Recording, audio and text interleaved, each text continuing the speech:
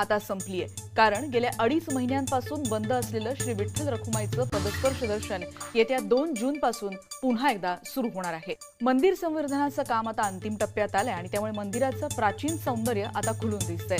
मूळ मंदिर काळ्या पाषाणात उभारलंय, मात्र काळाच्या ओघात या मंदिरात अनेक बदल करण्यात आले होते आणि या आधुनिक बदलांमुळे मंदिराचं मूळ सौंदर्य लोप पावलं होतं। मंदिराचं प्राचीन रूप पुन्हा खुलवण्यासाठी भारतीय पुरातत्व विभागानं मंदिर समितीकडे याबद्दलचा विस्तृत प्रस्ताव सादर केला होता।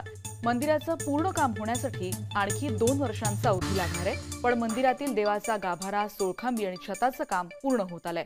हे सगळं काम भारतीय पुरातत्व विभागाच्या निगराणीखाली अजूनही सुरू आहे। ते पूर्ण होईपर्यंत येत्या 2 जून पासून देवाचं पदस्पर्श दर्शन मात्र पुन्हा सुरू होईल। Subscribe now and press the bell icon. Never miss an update.